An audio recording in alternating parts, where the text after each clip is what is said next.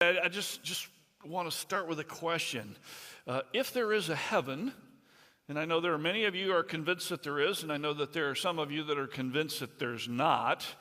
For those of you who are convinced that there's not, let me just say that the growing scientific evidence that's been coming in the last 60 years from studying near-death experiences and what's taking place with those is very profound. It's very worth looking at the literature if you haven't looked at it yet. Very powerful proof that there is something beyond this biological life. And so if there is let's just suppose if there is a heaven, what would it take for you to get in? And anytime we don't do life perfectly, we don't say the right words, think the right thoughts, or do the right thing, we have missed the mark. The Bible calls that sin. And so cosmically, if we keep missing the mark, we're not perfect. Therefore, the idea that we could earn our way into the presence of God is a joke. Like, it's not going to happen. It's not going to happen. And so here's the really good news. Paul goes on to say in Romans chapter 3 that God actually showed up, that he did this life for us, that he lived a perfect life, and that he gave himself through Jesus Christ as a substitute for our sin. How do we get this forgiveness? How do we get this new life? That's what Romans chapter 4 is all about.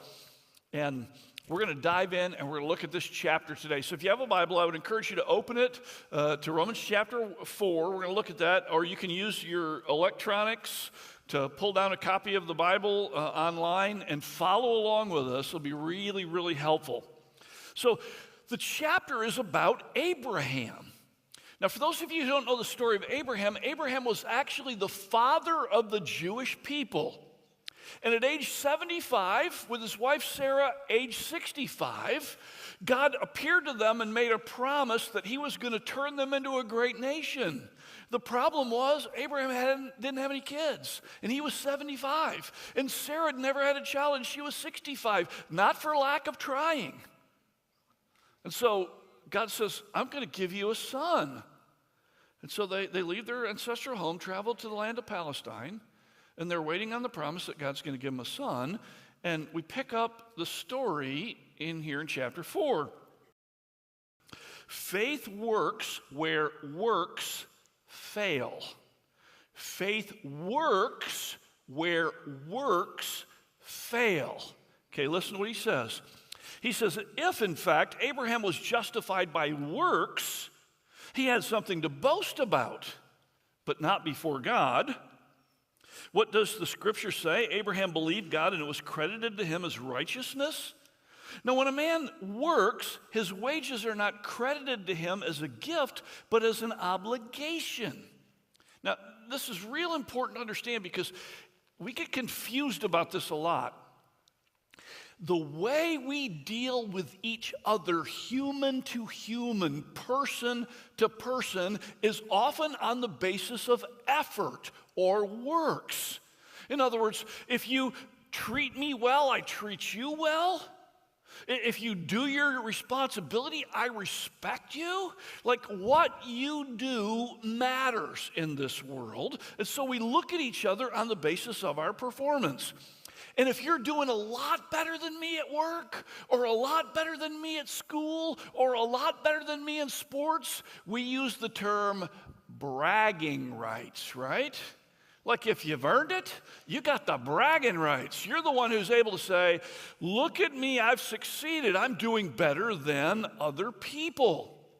In addition to that, if you work for a person in a job, and you put in your hours, you expect to get paid, right?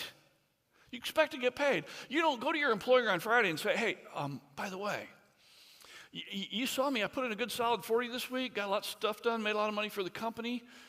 Would you ever maybe find it in the goodness of your heart? Just because you're such a nice guy and so generous, or you're such a nice woman and so generous, that maybe you could gift me with a paycheck? None of us feel that way, right? We're thinking, I put my time in, I get my money. And that's how life works, right? And so when we're dealing with each other, we deal with each other on the basis of works, effort, what we do, and we indenture other people to us by what we've done for them. The pay is an obligation. The problem is, oftentimes we think that's how God is. Like when we interact with God, then like if I do really good, then God, you owe me.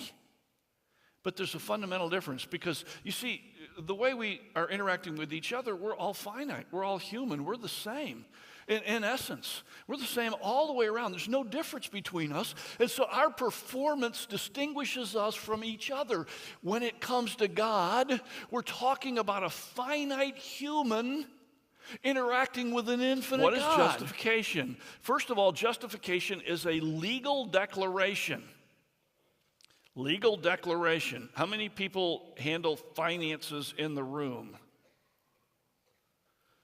Well, hopefully every single one of you handles finances in the room. Some of us handle our finances poorly. Some of them handle them very well, but this is all accounting, okay? Here's what he's saying. We all have a balance sheet called our lives. Some of the things that we've done are the things God wanted us to do. They're really good. Loving our neighbor, caring for the poor, treating people well. And intermixed with all that, we've got debits where we lost our cool, where we flipped somebody off on 183, where we took something that didn't belong to us, where we broke a promise of love to someone else. That's our balance sheet. Now, when we bring our balance sheet before God, we come up short. We come up short. You say, well, now, doesn't the good outweigh the bad? That was 2 messages ago. Go watch the 2 messages ago, okay? Well, explain all that in that message. So we've got this balance sheet that's deficit. And when God credits righteousness to our account, he's taking righteousness that we didn't do. We'll explain that in just a minute. And he's taking it and he's putting it on our ledger sheet and saying, your debt's paid. You have righteousness. You're righteous before me. Which brings us to the second one, which is before God. Now, this justification is what God sees when he looks at you.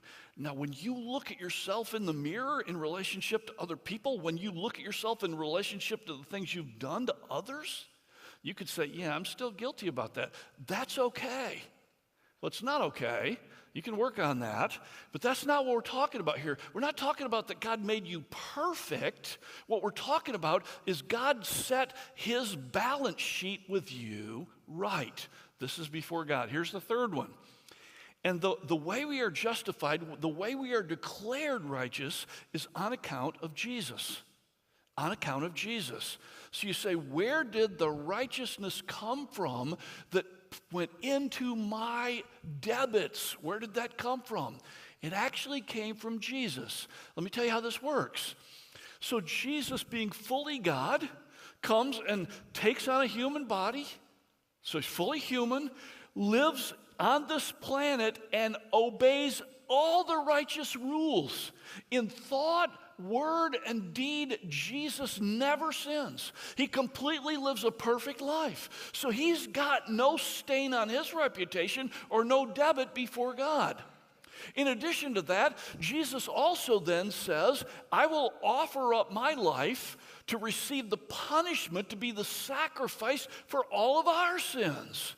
And so when Jesus is nailed to the cross and he's suffering, when he's beaten, when he's dying, Jesus is actually standing in, receiving the punishment for every debit on your ledger. Every debit on your ledger. And then, here's what God does. God takes your sheet and rips it up. Just tears it all up, throws it out. He takes Jesus' balance sheet, which is perfectly righteous, and he fills it in place of you. So when God looks at you, he doesn't see what you've done. He sees what Jesus did and declares you justified, declares you righteous. The theologians call this alien righteousness. In other words, it's not your DNA, it's not your righteousness that you stand before God. God, look at what I did in this world. Look at all the things. No, you stand before God, and what you present to him is Jesus' righteousness on your behalf. That's called grace. That's called grace. So it's not the law that gets you righteous. It's faith. That's what it takes to make you righteous before God. Well, some of you may say, well, like, what is faith then? I'm so glad you asked, because we're going to find out what Abraham discovered about faith. I want you to see what he says in verse 18. He says, against all hope, Abraham in hope believed. Whoa, that's really interesting. Against all hope, Abraham in hope believed. What did Abraham learn? This is our second principle. Faith is believing God's promises instead of the circumstances.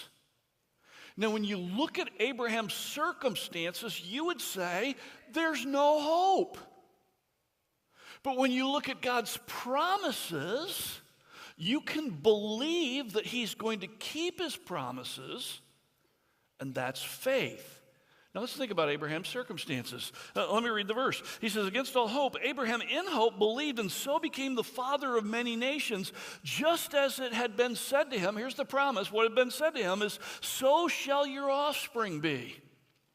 Abraham was questioning God, and he was saying, God, like you called me at 75, at 86, still no kid. And Abraham says to God one night in Genesis chapter 15, he says, what's the deal? Like, I still don't have a son. You keep talking to me about the nations. I just want to have a child. And God said, listen, you look up at the stars of the sky. You know how many kids you're going to have? Like your offspring, the Jewish people, you know how many people, like try to count those stars. You'll never count them all. Look at the sand on the sea. And Abraham said, but I still don't have a son. And God says, listen, I'm going to give you a son, and your wife is going to bear this son. And Abraham believed God in spite of the circumstances. That was at age 86. You know when Abraham finally had Isaac? He was 100. Sarah was 90. You're never going to experience the fullness of life that God has for you if you don't cling to his promises. Think about it. From the time Abraham was called till the time he had a child, 25 years went by. Now, if that was 25 years from 15 to 40, you kind of go, yeah, that one, I mean, like that's frustrating, but from 75 to 100, here's the deal. The more difficult the circumstances that you find yourself in, the greater the opportunity for God to do something miraculously mind-blowing. And most of us just kind of like, God, just make my life work out every day. Just take care of all the little things so everything goes great. What God says, sometimes I'm just going to let the little things fall apart, so you stop and go, wow, you got something big to do in my life. So when God says something like this, I promise I will never leave you, I will never forsake you. Now your circumstances may make you feel like you're incredibly alone right now, that you're incredibly isolated, but God promised that he would never leave you. Cling to that promise. If we had time, we could go through hundreds of promises that God has made. Which promise today do you need to believe, put your faith in God to experience the blessing and the outcome?